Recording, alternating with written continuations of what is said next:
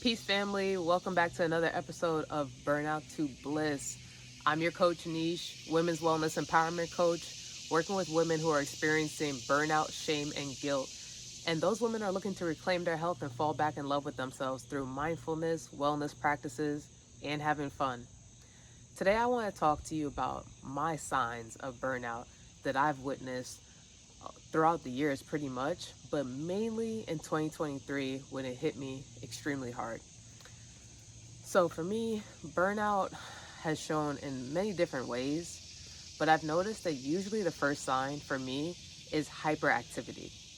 So I'm laser focused on whatever I want to accomplish. For me at that time, it was having a retreat and getting clients into my coaching business. So I'd say those two goals were things that I was working on. And at the end of 2023, I was coming off of a great retreat that I held here in Conyers, Georgia, with a great friend of mine. But I was also doing a lot of networking. And that was the first thing that really was starting to get to me, but I didn't notice it at the time. So I was doing about 5, 6 coffee chats per day. Fridays, I would always say, you know what, I'm gonna chill, I'm not gonna do too much. But the person inside of me, I am so ambitious. I was like, you know what, I could just do 1 or 2 calls and then chill for the rest of the Friday. But if you know that I talk about boundaries, that was where I wasn't honoring myself. And the interesting thing with, our bodies is that when you continuously keep doing that, the body keeps score.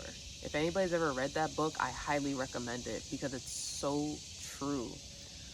And so I kept doing those things, kept having those meetings, kept focusing on my goals. And then I had a conversation with someone, a business coach, around November, December of 2023. And she recommended to me, just having a conversation about my business, that I take 3 months off. And it's the winter time anyway, so most of us hibernate naturally.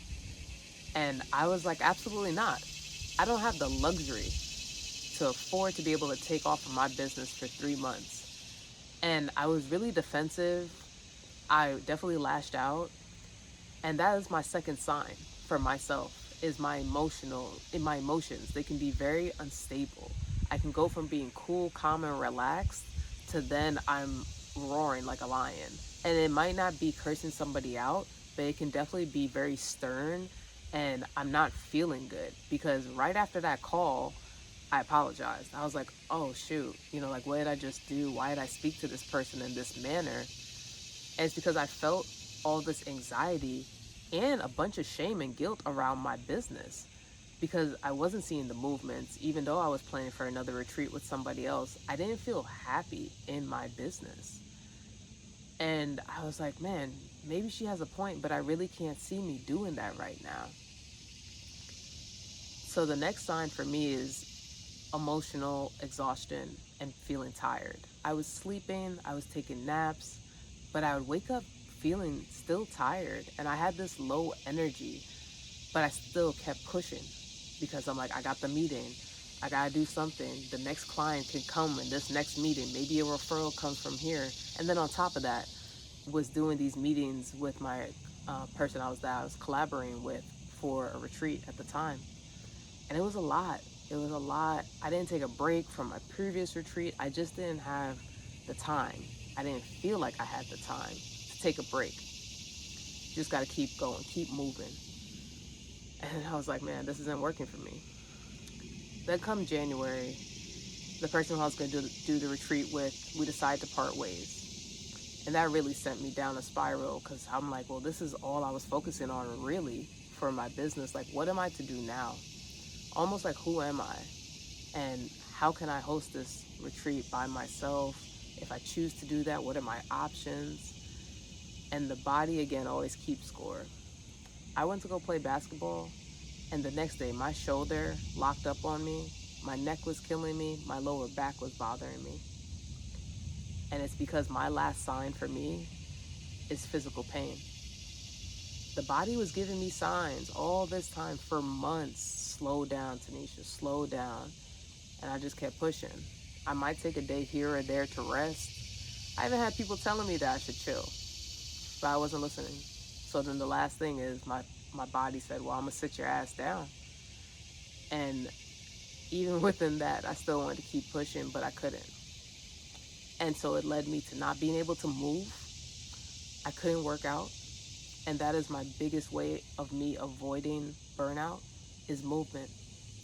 But spirit sat me down so I could sit, do more meditations. That was a little hummingbird, I think. Do more meditations and just be grounded. And it was hard. It was really hard. But when we don't deal with our emotions, they turn into physical manifestations, unfortunately. And so now that happened for about 3 months, from January to about March, where I was in this constant pain.